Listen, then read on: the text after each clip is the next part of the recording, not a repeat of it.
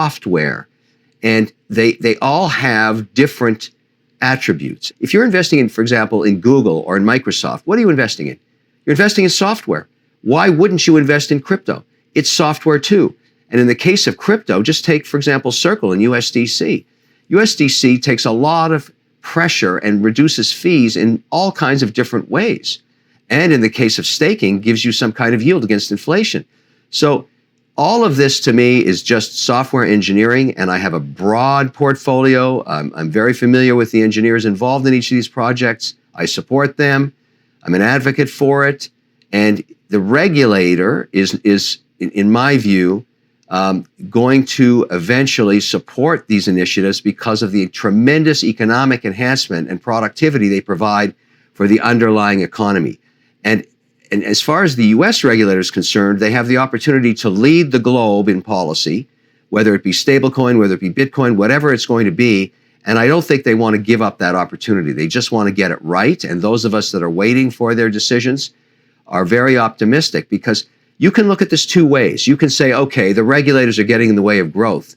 That's one way to look at it. I don't look at it that way. I look at it saying, when the US regulator makes its policy, the floodgates of institutional and sovereign wealth are going to pour into these crypto assets.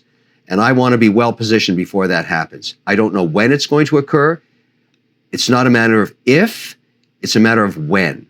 And I'm very optimistic that they will take the lead and provide policy for global regulators. That's what I believe. It's very interesting to see your statements right now, because when in the past, we have been looking at your conversation with Pompliano a few years ago, when you were accusing him, not accusing him, but you were basically prohibiting him to hold the cryptocurrency. It was very funny. We used that bite a lot in our videos to represent you as like the crypto contrarian, and now you are completely different story. So that's pretty cool. I remember that video. And Pomp plays it every time I go on his show. The point was, at that time, the regulator was very non-constructive on cryptocurrencies. And we were discussing this in a highly regulated environment. But anyways, look, I've changed my mind. You're absolutely right. I'm a huge advocate and a supporter, and most importantly, an investor. Okay, so now that you are an investor, you told about a few of the crypto you are invested in. You told about Polygon, you told about Solana, Ethereum. So talking about specifically your portfolio in crypto, can you give us a bit of an overview portfolio in terms of do you hold like NFTs, DeFi, Metaverse? What is your if you can give us some details about your portfolio construction? Yes. In individual tokens and coins and chains, I've got 33 different positions, wide range of diversity. You know, I look at this the same way I look at managing an equity portfolio. Never more than 5% in any one name, never more than 20% in any one sector. So in that theory, that mandate means that I can go up to 20% in crypto. Right now, I'm just over 10, about 10.7. But I've also made equity bets. For example, I have an investment in WonderFi, a Canadian company that is democratizing DeFi. So they're launching their product in January. They've been working on it for over 2 years. One of the biggest challenges for the individual, like my daughter or my son, who want to do staking and remain compliant with tax authorities, depending on what jurisdiction they're in, is it's very complicated to actually do it. If you have $14,000 in your bank account and you decide that you'd like to stake some of it, WonderFi is working very hard to make that very easy to do. And that's one of my investments, because I think cryptocurrencies are not just for the crypto elite. There's a huge demand within the population to solve for the fact that interest rates are so low. So just on staking alone, that's a huge opportunity. Number two, I became an investor in Immutable Holdings, which is Jordan Freed's company. Why? Because specifically he owns the domain NFT.com. Now, normally I would not put a lot of weight on a domain, except in the case of NFT.com.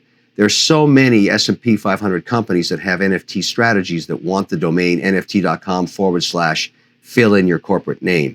So he's going to be curating that. I'm an investor in that as well. And yes, I own individual NFTs. I think, for example, I'm a big believer that NFTs, which are basically digital wallets of information, are going to be very big in the physical asset world. One specifically that I'm part of the advanced thinking on, if you want to call it that, I'm funding a white paper on it right now, is for the watch industry. The watch industry, as you may know, is one of the fastest growing asset classes in the world right now, multi-billion-dollar secondary market in trading fine timepieces. And we don't have any NFTs for authentication and insurance purposes. We want that, and so does the watch industry. So the idea would be, if you take a high resolution scan of the dial, you can identify that watch in perpetuity, and you could avoid fraudulent trading of a piece that was made to knock it off. And that's of great interest to all the great watchmakers. Just my collection alone, I want to do that on. So the whole point is, there's so much activity on NFTs, and yes, I'm an investor there.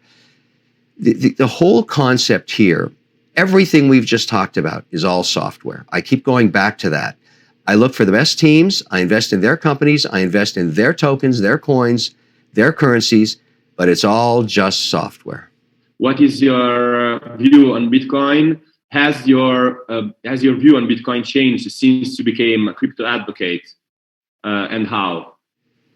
Yes, I have a position in Bitcoin. It is not my largest. It is close. It's up in the top quartile, though. Ethereum is larger than Bitcoin right now for me. I am a huge advocate for Bitcoin. I treat it as an asset, no different than a AAA office tower in Boston. It's an asset. I don't consider it a currency. Now, everybody has their own opinion. My opinion is it's an asset. So I hold it. I don't trade it. I do stake it. But the point is, I'm not selling my Bitcoin. The challenge I have with Bitcoin, and the whole industry has this challenge, is we've got to deal with these ESG issues. There's a lot of criticism around Bitcoin because of the amount of energy it takes to get a coin awarded. And in that area, I'm working very hard. There's lots of initiatives to create Bitcoin. And I'm not saying we're bifurcating the Bitcoin market, that one coin's different than the other. But if I'm a sovereign institution, and I work with lots of sovereign institutions, because I'm in the indexing business, they would like to fund Bitcoin mining where they keep their own awarded coins, knowing with 100% certainty that they mine them in an ethical and efficient, sustainable manner. And that is where a lot of the new capital is going. Now, whether that be wind or solar or nuclear or whatever, all of those projects are happening globally, and they're being funded by sovereign wealth, because sovereign wealth has ESG and sustainability committees on top of their asset decision making.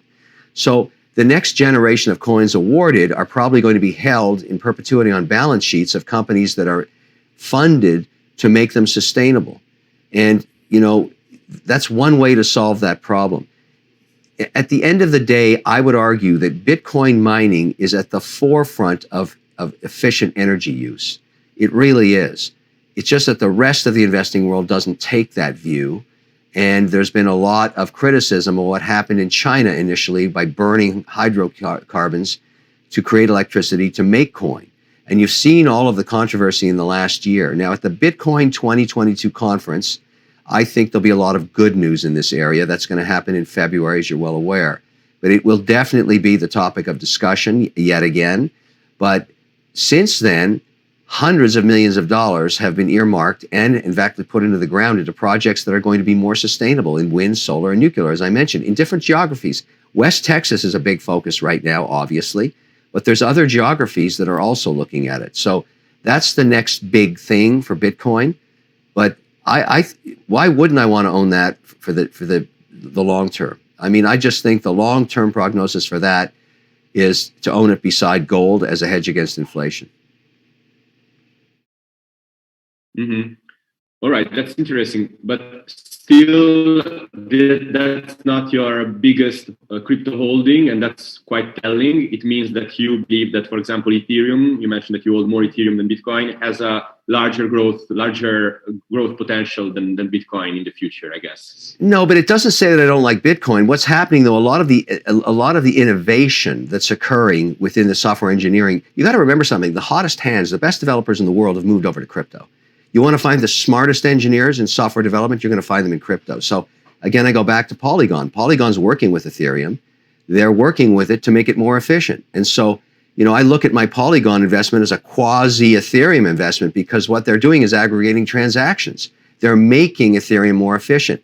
Many people in financial services are concerned that Ethereum's too slow. And that's why they're looking at Solana, for example. And so, you have to make multiple bets. You can't bet on just one horse in crypto. You've got to go with the hottest teams, with new innovation, new ideas, which is what I do. And I say I'm so fortunate because, I have direct access to these individuals, and that's probably a little bit to do with, the work I do in the media. But it doesn't matter. What matters to me is what can I do as an investor? How can I support their initiatives? And I believe there's a direct correlation between social media, the media, and market capitalization. My ability to help a company tell a story really matters. So if I can get millions of followers, as I have, and explain to them why I'm doing what I do and why I support these different teams, I think it's of everybody's benefit. That's good. Companies have ideas. Engineers have ideas. They have innovations. People should understand what they are. I recently took a position in helium. I'm intrigued by the idea of providing, low-cost Wi-Fi on a global basis to democratize it, to make it less expensive in all kinds of geographies. I like that idea. It's a great initiative. Why not own it? And let the managers and the miners around the world do what they're going to do. But there's an economic reason to own that. It's driven. I always believe the best ideas are driven by economic momentum. Some problem you're solving, some efficiency you're creating, some productivity you're providing, that gives you the long view. And so, I'm a little bit more focused on enhancing productivity and economic value than, let's say, meme coins. That I have less of those in my portfolio. Although I do support Potherium because I'm involved in cat DNA research. I own some Potherium. I think the fact that they give back to animal shelters is good. But that's just one of the meme coins that I'm involved in because there's a reason to do it. People know that I'm an investor in BasePaws. They're probably the most advanced DNA company for cat health. It's been a very successful company, and there's tying together the crypto world with the real world of DNA testing and sequencing. Yeah, that's cool. So if we had to now describe the percentage of your portfolio that is now in crypto, you mentioned that you wanted to get to 10% by the year, but the end of the year, but that's not about your personal portfolio. It's about your company's. Let me be specific. I said I started the year at 3% in the operating company. In fact, we're sitting at 10.7% today. So we have gone beyond our target only because many of the projects have appreciated so dramatically. Most of this is held in my FTX wallet. It's the platform. You got to remember something that people just don't spend enough time talking about in this industry, and I lived it. When you have your own compliance department and you have an external auditor and you have to file with the regulator, regardless of what geography you're in, doesn't matter. You need infrastructure. You need compliance infrastructure. For example, when I trade a stock, if I trade a stock when I get off this call with you and I trade a stock in Zurich or in London or somewhere in the Eurozone, I mark to market that position instantaneously. My compliance people can see it instantaneously. At the end of the day, when market closes, they can see exactly what percentage it is of the overall portfolio. And if the mandate allows between 3 and 5% weighting, they'll know. They'll know immediately if there's leverage on the position. Everything is built into that compliance infrastructure and has been for decades. Every institution works under the same mandates. We have nothing like that in crypto. We have archaic methodology where we use spreadsheets to calculate percentages, and we're constantly going back to look at the transaction in the chain. And the auditors are freaking out because they can't see it and they can't mark to market. And this This is a big problem. It's a really big problem. So when you tell me, well, do you think institutions are going to buy Bitcoin or any other? The truth is they are not even present yet in the crypto markets. And the reason they're not because they don't want to be, because they have no way to do it on a compliant basis. So, the most advanced companies in providing compliance platforms and infrastructure, in my view, it's a personal opinion, are FTX and Circle. And so I was able, after 6 months negotiating with my own compliance department and my external auditors, to open an account with Circle and start to stake USDC. Same thing with FTX. It took months and months and months. But now at least I have my own internal team that can work with my own internal compliance and external auditors. This stuff is a nightmare, and it's not going to get fixed overnight. And it's the biggest problem that's holding back the advancement of pricing of cryptocurrencies and chains. We got to solve this problem.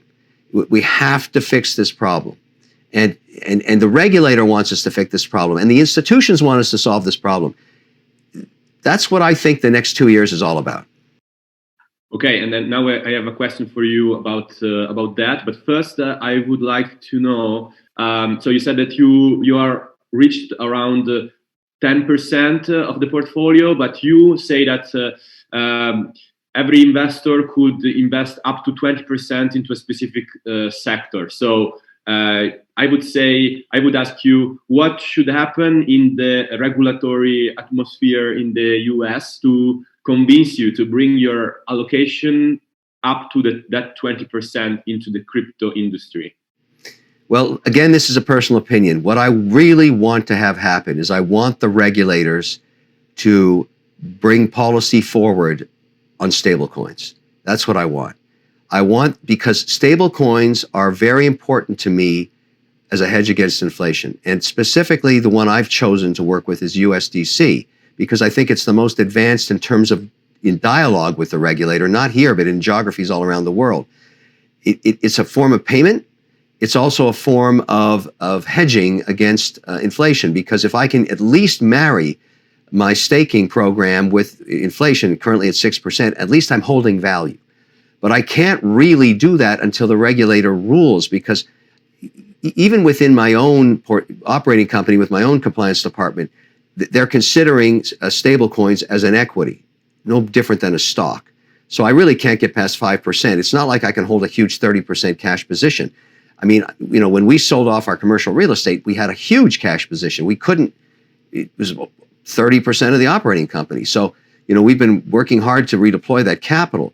But I really want the regulator to rule on stablecoins. Now, that there's been some controversy with certain stablecoins with the regulator. I don't touch any of that stuff. Anything that's involved in a fight with the regulator, I want nothing to do with. I am not a crypto cowboy. I work in a compliant environment. I don't want to get on, some kind of a mission saying we have to sue the regulator. That's insanity. That's crazy. And that's really bad idea. And so I think all of us in this industry should understand that we work with the regulator to generate the most advanced policy we can get. And the reason we do that, it's in our self-interest of sustainability, and also it gives us way more in terms of what institutions can allocate into these asset classes. So we should definitely be thinking about that. And that's interesting, because you choose stablecoins as one of the main tools to get interest to get value out of your assets. While cash, if you hold cash, you end up losing value. But a lot of people would say, why don't you use Bitcoin then in order to keep those high returns instead of stable coins? Why you choose stable coins instead of Bitcoin? Well, the challenge I have and many institutions have with Bitcoin is volatility. So when you are managing or you're a fiduciary for capital, volatility is not your friend, because you're mark-to-marking value of the portfolio every 24-hour cycle. So if you've been given a mandate by an institution, most of these mandates are based on diversity and stability, your number one mandate is preservation. So if you're managing for a pension plan or a university or a state fund or whatever it is, that volatility really hurts you when you're being graded, in terms of your mandate. And so I don't think you're going to see, there's nothing wrong with putting Bitcoin in a 5% weighting, up to a 5% weighting, and treating it like an equity or an alternative. And I see tremendous interest in doing that, from a 1 to 5%, generally on average a 3% weighting would where you find Bitcoin. But you're not going to get there to a 20, 30% in Bitcoin in an institutional or sovereign mandate. You're just not. Stablecoins have that potential if they were regulated. And specifically, I think the stablecoin of choice currently, at least for me, is USDC, because they seem to be more, Jeremy Allard, who's sat in front of Congress recently, seems to be more in tune with what the regulator wants and is willing to be very compliant. That gives me some, it doesn't guarantee me anything, but it gives me some assurances that he gets the joke, so to speak, about compliance. You seem to be pretty confident that the regulators will eventually enable crypto to thrive. On the other hand, I had a conversation with Mark Yusko a few months ago, who was expressing this very common narrative in the crypto space, which goes like, there are the incumbents of traditional finance, like banks and the financial intermediaries, that are going to lobby the regulators or still use their influence to slow down this crypto revolution that we are looking forward to happen. So don't you see the role of the incumbents as a major issue for crypto to develop further and to get the regulators on their side? I don't agree with that positioning. I don't think that's going to happen either. The only entity that can control the pace of regulation is the regulator themselves. And it doesn't matter what the incumbents say or do. They will go with the flow of productivity and innovation. And if all of these different chains and all of these different tokens and all of these ideas for currencies are all very innovative. And so whichever ends up winning, if you want to call it that way, or gets majority of market share, all of the incumbents will fall in line. Banks don't set policy. They operate under policy. And so they have a say in it. They can talk to the regulator, and they do. And there's nothing wrong with that, and they're an input. But no one bank is bigger than the regulator. And banks, are winning and losing all the time in terms of who makes more money, who has a higher return on assets. I can tell you what motivates a traditional money center bank is return on assets. They spend their whole day trying to figure out, how do we optimize for return on assets? And if they're not looking at cryptocurrencies, they'll be left behind. That's what's going to happen, because when the regulator finally rules, if it was just on stablecoin alone, they would have to open a stablecoin desk. Of course they would. Now, are they going to start from scratch, or are they going to be working on it quietly in the background? My guess is they're working on it quietly in the background. They would be foolish not to be. As you said, inflation in the US is hovering around the 6% points, and the Fed now intends to wind down the stimulus measures in order to contain this trend. So how are these macroeconomic dynamics going to impact the crypto industry, the crypto prices in the months to come, according to you? This is a great question, because if you asked it just 60 days ago, I would have said the majority of the inflation that we see in the U.S. economy right now is driven by the fact that the supply chain is broken. I have investments in over 30 private companies, and I'm well aware of the situation we have right now regarding supply chain issues. So if you're manufacturing in the U.S., as we are in many of our companies, our supply chain is broken to lower cost components. So we're having to source them domestically at a 30% price increase, and we're passing that on to our customers. And that is why I would have said inflation was temporary. I don't believe that anymore. Inflation is now where it is in major commodities like energy, like gasoline, like food prices, because we have overstimulated the economy. We have printed so much money in the last 24 months. You can argue it was important to do that during the pandemic, but the pandemic is rolling on, as you know. It has different, luckily vaccines are helping manage it, but supply chains are still broken. But really what's happened is there was just too much stimulation. And as you saw yesterday, the Build Back Better plan is dead, and that's very good for the American economy, because that was stimulation. That was going to be inflation on steroids. That was a very, very bad idea. And as a result, the check and balance system, it doesn't matter which side of the aisle you're on, bad ideas never make it forward. That was a bad idea. But now dealing with real inflation, it's going to put much more pressure on the whole system to find solutions, particularly for cash holdings. You're being taxed at effectively 6% if you hold cash. Maybe you don't want to call it a tax, but when inflation's 6%, your buying power 12 months from now is 6% less, and that's a lot.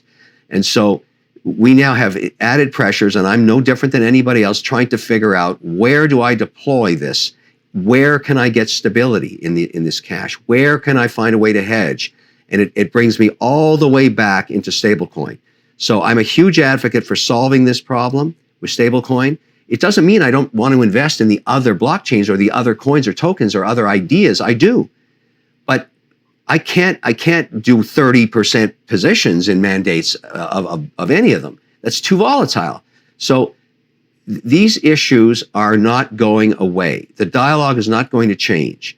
You're going to see a lot of discussion about this in the first and second quarter of next year. And you're right on the money to be covering this. There's no question this is going to be very important. And I think we're going to start to see some moves with the regulator very shortly, not just in the US.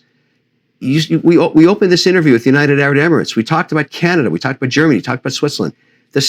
Those regulators are all talking to each other. They're all talking to each other. If we could just agree on one stable coin between those jurisdictions, that would be huge productivity enhancement. And I anticipate that will happen. If you like that video,